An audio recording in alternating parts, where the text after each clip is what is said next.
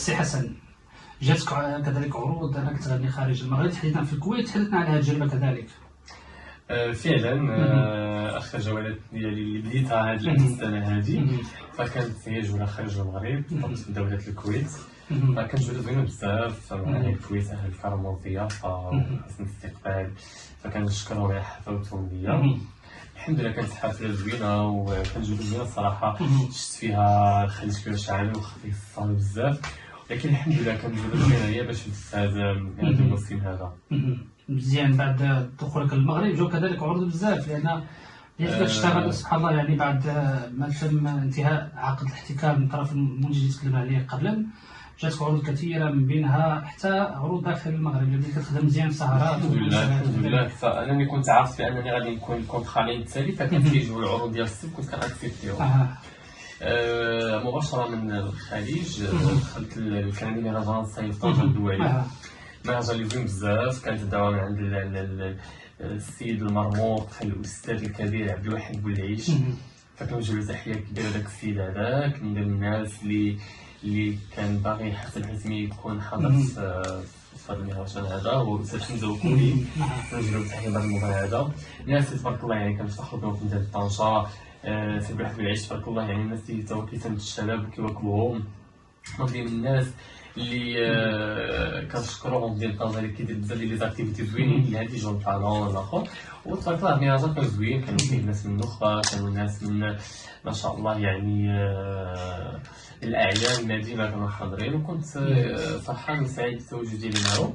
وكذلك حمزه وكولي نوجه له تحيه من المنبر، تا هو مسكين السيد اللي كان مكلف معنا تما وصادفنا وجا ورحب بينا وهذا، فكنوجه له تحيه كبيره بزاف. وعبد الواحد بولعيش تبارك الله عليه عنده واحد كاركتير زوينه بزاف مع لي جون، دونك كيبغي في الخير، كيبغي الشباب حتى هما عاوتاني يكونوا غاديين مزيان، فهمتي، وكيقيم الفنانين ما شاء الله عليه ويحترم، وسمعته طيبه جدا في مدينه طنجة. تحيه لي على المنبر، وان شاء الله باقي نخدموا السنوات القادمه ونخدموا ان شاء الله. فانا الناس بحال هادو كيعجبوني بزاف، عندهم واحد البصمه في الكاريره ديالي الحمد لله.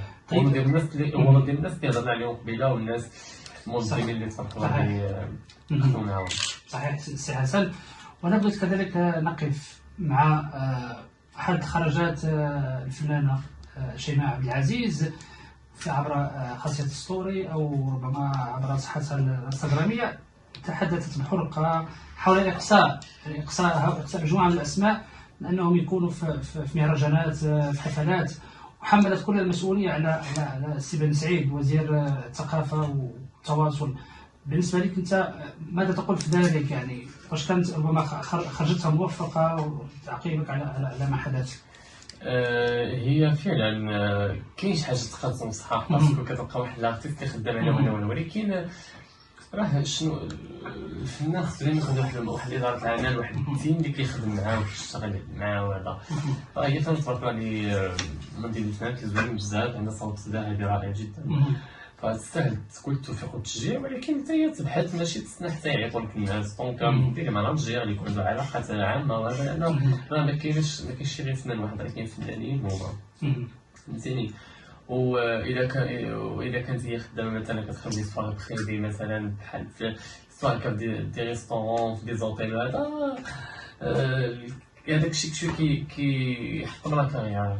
ولكن كتقول اسماء بعينها، اسماء يعني هكذا معينه هي اللي محتكره المهرجانات، وما نقدرش نهضر ما نقدرش نهضر. انت بالنسبه لك واش تحس بالاحتكار ديال الاسماء معينه؟ انا هضرت نهضر على راسي كحسن. بالنسبه لي انا بالنسبه لي واحد كياخذ حقه، ما كنضيعها في بالنسبه واحد من صفات هي النظره ديالها هكا، ما نقدرش نكون شعور. هي كتعجبني شيماء، هي كتوقع من ديال طنجة ظريفه غزاله، وديجا تلاقينا اونصومبل انا وياها وهضرنا. طيب سي حسن، في بداياتك يعني دائما نرجعوا واش عطيتي فلوس؟ لان سبق وتحدثت مع احد الفنانين الشباب قال ان مرور كاع سواء في الاذاعه او في التلفزه برامج هكذا يعني عطى فلوس باش داز. انت بالنسبه لك واش عملتي من هذا الشيء ولا ما عطيتي حتى سنتيم؟ كون صراحه، كون صادق معنا. بصراحه انا زعما هذه هي الميزه اللي كانت عندنا، كانوا كيتصلوا بيا الحمد لله. هذه الحمد لله كنشكر الله عز وجل على الميزه، فما عمري ما عطيت لشي واحد شي حاجه باش يدوز. هذاك حب واقبال من الله عز وجل. فما يكون في عون كل واحد كيكون مساكن يدوزو. كاين انا الحمد لله زعما دزت العمل ديالي ولي كيدوزني قدامي، كيكون عندك واحد العمل مزيان كيبغي كيدوزك. انا اول باساج ديالي كان في الثاني كليب ديالي كان على في برامج الصباحيه الدوزه، ومن بعد بديت كتصل القناه الثانيه وكندوز برامج اخرين والحمد لله. جميل. اذا انت تكذب هذا، ولكن كاين اعتراف في الفلوس ملي كتعمل واحد لا كونفيرونس دو بريس خصني الاعلام كله يحضر لي. لا ابدا، انا كنعني برامج بعينها فقط. كاين شركه كتسمى شوا صاحبي شوا بالنسبه يعني، ولكن كاين هادشي كاين في المجال الفني، راه كاين ما يمكنش نكرهه. هو يقولها بعلامه اللسان، وقال راه عانيت من هادشي، وقال لي اسمع السي محمد، راه اي برنامج دزت فيه خلصت باش دزت، بلا ما بغيت نمشي نتكرر المره بين الاعلامي احتراما. نعم المجال هو فيه امتياز وغابه وفيه الحوج، دونك كل واحد والطابع ديالو. صحيح. طيب سي حسن، دوزو للديوات، انت ما عندكش شي ديو في المسار ديالك الفني؟ كاين ديو ان شاء الله جديد كنخدموا فيه مع الفنان المغربي الفرنسي المخرج ديال الفرنسيه هشام لا دو مغرب، ولي هشام كنوجهوا له تحيه بهذا المنبر. يوم زوينه ان شاء الله غادي قريب كنشتغلوا عليها حاليا، حنا في البريباراسيون ديال الفيديو كليب.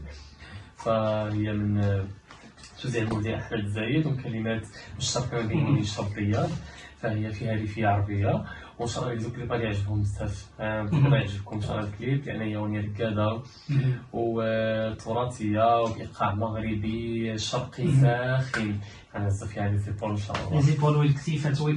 بالنسبه للسي حسن، بغيت انا ساطرح سؤال من جانب اخر. بالنسبه لي كاين شي اسم معين ما يمكنش تدير مع ديو مهما حصل، اسم سواء فنان او فنانه داخل المغرب، فنانه مغاربه. الفنان اللي ما نقدرش ندير معاهم ديو شي واحد ديالك كيدير شي حاجه خارجه على الحياه، يقول كلام نبيه، فهذاك هو اللي يمكن ما جوست كونتر هاد الناس هادو.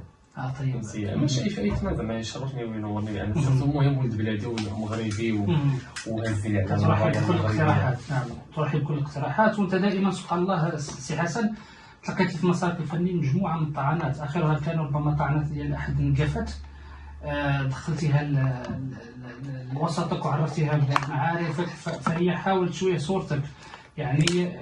كيف وجدت ذلك؟ وربما واش مازال تيق ويدوز عليك داكشي اللي داز عليك؟ دابا هي ولاد الناس كاينين. انا عندي زعما فعلا انا مؤخرا كنت دخلت في المجال ديال لي شوتينغ، ولكن الوقت الصراحه ما اكتسبت حتى شي حاجه الا مع واحد من الكافي اللي زوينه هنا في مدينه طنجة، صديقتي وجار تقريبا السيكتور فين كنسكن، الكوزيه في اي بي تبارك الله عليها، كنت موديل ديالها في واحد لا نوفيل كوليكسيون كندرت العام اللي فات.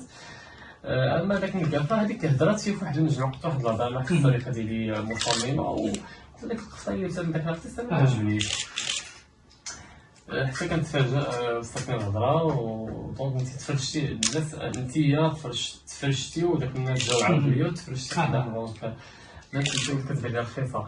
وكنت كنسمع هضره مع ناس خدامين معاهم كانوا كيقولوا لي شنو كاين شنو كاين. فالله يهدي كل واحد، شوف كل واحد كيخلص الله، فهمتيني. انا اللي متكلم ناقصني، وانا راني غادي في اعمالي وفي مشاريعي، راه ماشي حسن حسن، راه ماشي غير مغني، راه عندي انا مشاريع ديالي اخرين، فهمتيني. ما تنساش اللي ما كنقصرش عليهم، يعني عندي دي بروجي ديالي اللي ما عندهم علاقه بالمجال الفني. وي فهمتي. سنتحدث عن ذلك. انت فقط ربما اللي مركز عليه اكثر هو الغناء، هو فيديو كليب، ولكن كذلك انت توجهك وميلك كذلك للشوتينغ، كضرب مجموعه من الاغرفه ومع مجموعه من النقافات. وانت ما عارف كتفكر كذلك انك تدخل المجال الفني، لان كنشوف فيك يعني الكاميرا تحبك. بالنسبه لك انت سي حسن، يعني ما كانش كنشوفك بزاف في الموضه، ولكن كانت عندك كذلك خرجت احد التصريحات ان عندك لامارك ديالك غتكون قريبا. فين وصلت هاد لامارك؟ هذا البروجي هذا بالضبط حنا بانسان في الديك ديالي باغي نديرو، مي دابا لي بروجي اللي عندي اخرين عندهم علاقه شنو بغينا نعرفوا. بغيت نخليهم سنه حتى لاباج اللي ما حطيتهمش. واش تكلم عليهم؟ كتخاف من العين؟ عندهم علاقه بالاعراس. كتخاف من الاعراس، كتخاف ربما على ما اظن كنت تريتور حسن تريتور مجال التنقاف. تنقافت. تنقاف. جميل. بحال الحاج عبد المغيث هو كذلك الحاج عبد المغيث الذكي بحال بغيتي تستثمر في البيت زوين انت هو باش تقارن وتجي عندك عروسه ما كنكونش انا كنكون في المال حيت كيكونوا بنات ولكن لا نوفي كوليكسيون كتكون حتى السيناتور ديالي باش تجيب اللبسه مخزنيه شوفها فوالا اللبسه مخزنيه وتجيب التخرام وتجيب الفريغ وتجيب الفريكه وتجيب لي فورنيسور وتقول له انت عندك